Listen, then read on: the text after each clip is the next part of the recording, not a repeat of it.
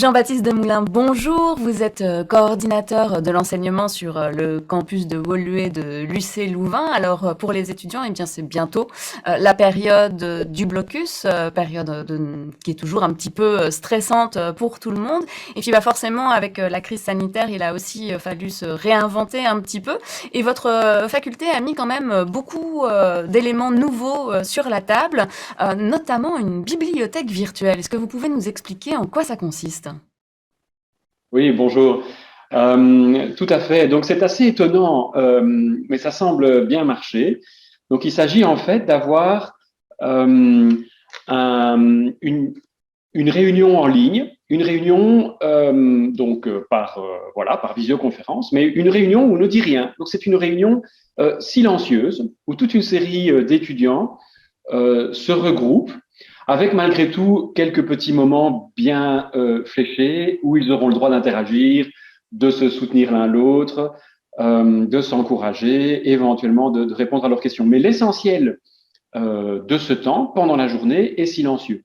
Alors c'est très étonnant hein, comme concept, mais on l'a déjà essayé à plusieurs reprises lors des précédents blocus, et ça fonctionne bien. En tout cas, on a un certain nombre d'étudiants à qui ça plaît, et ça les aide donc à se concentrer et tout en gardant, en ayant l'impression qu'il y a quelqu'un à côté d'eux et qu'ils ne sont pas tout seuls, et donc ils travaillent mieux comme ça. Et donc voilà, on exploite cette possibilité.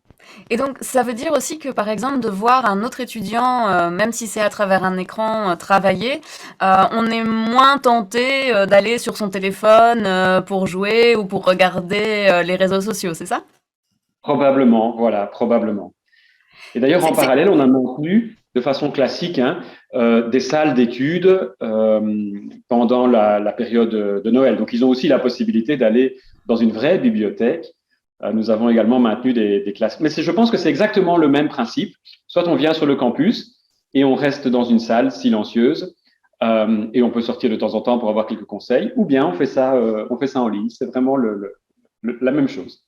c'est quelque chose qui est souvent vécu de manière complexe pour les étudiants, cette période de blocus, le fait de devoir vraiment se concentrer. Vous avez constaté ça au fil du temps? Oui, de nouveau, la situation d'un étudiant à l'autre est très, très variable. Mais nous avons parmi nos étudiants des étudiants qui n'ont pas leur famille sur place, qui vont rester pendant la période de Noël sur le campus, qui pour différentes raisons sont seuls ou disposent de moyens très faibles. Et donc, on a clairement une population d'étudiants fragilisés et c'est cela en priorité, évidemment, que nous voulons aider. Et quels sont les autres projets que vous avez mis en place pour les aider alors? Alors, on a mis en place un petit calendrier de l'Avent. Donc ça, c'est un calendrier, bon, vous connaissez bien hein, le principe du calendrier de l'Avent. Alors, il n'y a pas de chocolat, malheureusement, parce que le calendrier de l'Avent est virtuel. Mais chaque fois qu'on ouvre une petite case correspondant à une journée du blocus, ça va au-delà de Noël, on reçoit un petit conseil, une petite blague, une petite vidéo sympathique. Donc l'idée, c'est vraiment à la fois de les faire sourire et en même temps de les aider à structurer leur blocus et à travailler de façon efficace. Voilà, ça c'est un exemple. On a bien sûr toute une série d'activités plus sérieuses. Alors, pour les coacher, avant Noël, on va organiser toute une série de séances pour qu'ils puissent faire un blocus plus efficace, donc pour les aider à structurer, à organiser leur blocus. Donc ce sont Et d'autres étudiants qui les coachent ou ce sont des professeurs? Comment ça se passe? nous avons engagé des coachs professionnels, donc des conseillers pédagogiques, mais les professeurs peuvent faire ça également. Mais on a vraiment identifié des jeunes coachs qui viennent de sortir de l'université, qui sont peut-être plus proches d'eux, hein, qui leur font moins peur et avec lesquels ils peuvent discuter de façon peut-être plus ouverte, plus facile.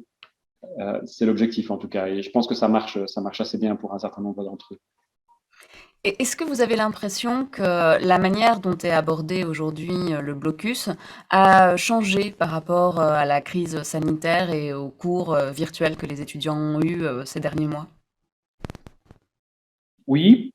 Alors, je tiens quand même à dire que nous avons maintenu tous les cours en présentiel à l'université et croisons les doigts, il y a encore une grosse semaine à tenir.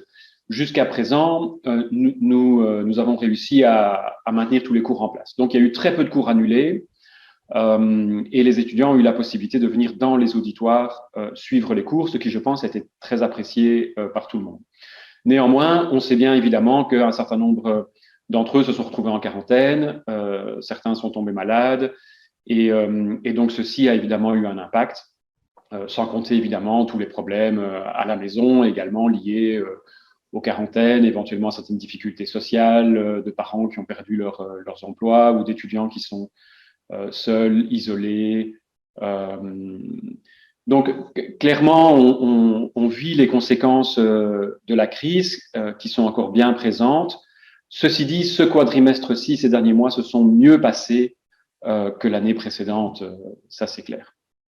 On a vu quand même que les résultats les années précédentes, enfin l'année dernière en tout cas, les taux de réussite étaient plutôt équivalents à d'habitude, voire un peu meilleurs. Est-ce que vous pensez que maintenant, cette reprise et puis peut-être les difficultés, comme vous venez de l'évoquer, qui ont été accumulées, ça risque aussi d'avoir des conséquences sur la réussite des étudiants? Oui, je le crains. Ce que nous voyons depuis 2 ans, c'est que les étudiants qui arrivent à s'accrocher, en effet, ont des résultats équivalents, mais nous avons un taux d'abandon plus important. Et donc, nous avons beaucoup d'étudiants qui jettent l'éponge, probablement parce que en burn-out, désespérés, déprimés, etc. Et donc ça, c'est évidemment très, très inquiétant. Et c'est pour ça que nous essayons de tout faire pour tenter de maintenir leur morale, les aider à faire un blocus efficace et à aborder dans les meilleures conditions possibles la session de janvier. Jean-Baptiste Demoulin, je rappelle que vous êtes coordinateur de l'enseignement sur le campus de Woluwe de l'UC Louvain. Merci pour cet entretien.